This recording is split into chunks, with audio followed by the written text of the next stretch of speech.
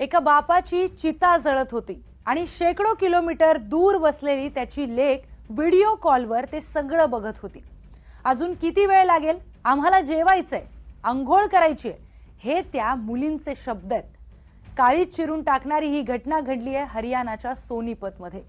शिवचरण गुप्ता मूळचे मुंबईचे व्यापारी, आयुष्यभर कष्ट उपसले, पोट मारून तिन्ही लेकींना शिकवलं, लहानाचं मोठं केलं, 2 लेकींना शिक्षिका बनवलं, तिघींचे संसार उभे केले।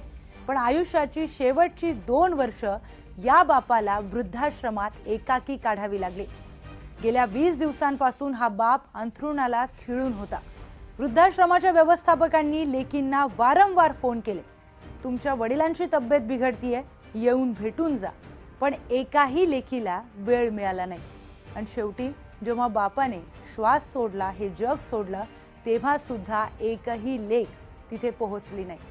मग अंत्यसंस्कार कसे झाले माहिती आहे? व्हिडिओ कॉलवर।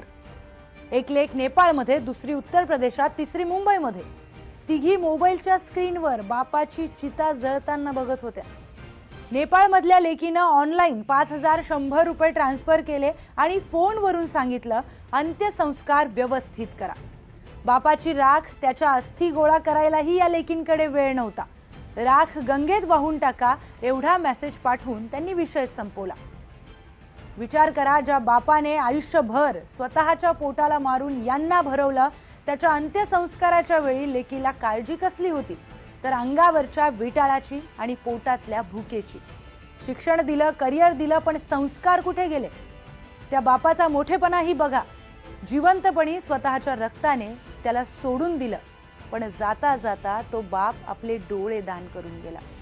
स्वतःच्या लेकींनी त्याला बघणं सोडलं होतं, पण आज त्याच डोळ्यांनी कोणीतरी दुसरं हे जग पाहणार आहे। पैशाने तुम्ही तुमचे 5100 रुपयांचं ऑनलाईन ट्रान्सफर कराल, पण बापाच्या ऋणांचं मोल जगातल्या कोणत्याच QR कोडने फेडता येणार नाहीये। नात्यांना वेळेची आणि स्पर्शाची गरज असते, हे साधं गणित आजच्या पिढीला कळत नाहीये। पैशाने सगळं विकत घेता येतं का? तुम्हीच सांगा।